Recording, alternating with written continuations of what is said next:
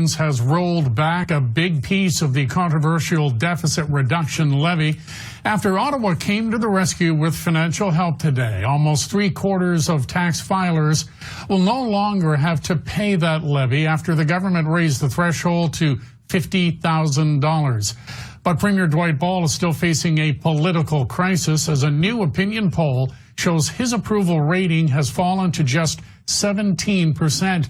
That's the worst of any premier in Canada. NTV's Michael Connors joins us live with the story. Michael?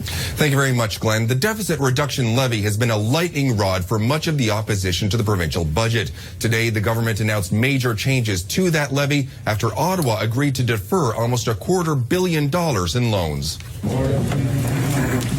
The provincial Liberals have taken a beating the last few weeks. From Paul Lane's expulsion to Ed Martin's severance, there's been no end to the bad news.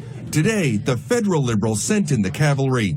Ottawa has agreed to defer about $270 million in loan repayments that date back to a deal on equalization made in 2004. We are granting the province a deferral until April 1st of 2022 of loan payments on over $250 million under its repayable floor loan. The province now does not have to start repaying the money until 2022.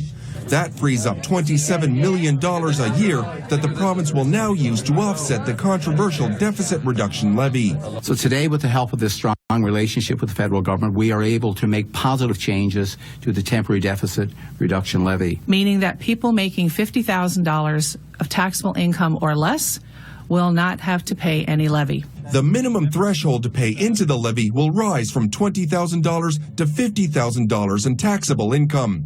The higher thresholds will also be made more proportionate, so people who earn more will have to pay more. For example, people earning $625,000 a year will now pay $1,800, and 74% of all tax filers will now pay nothing at all. This is in recognition of where the province finds itself, and this is one of several initiatives that we've been working on with the province. The Premier says the wheels were set in motion for this change last Tuesday after he spoke to Prime Minister Justin Trudeau.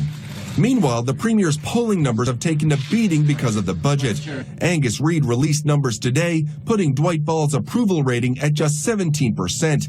That's down from 60% in February, now placing Dwight Ball dead last among 9 of the country's premiers. I am not prepared to sell myself for political reasons. I will just not do it. I'm more concerned about the future of our province than I am my own political future.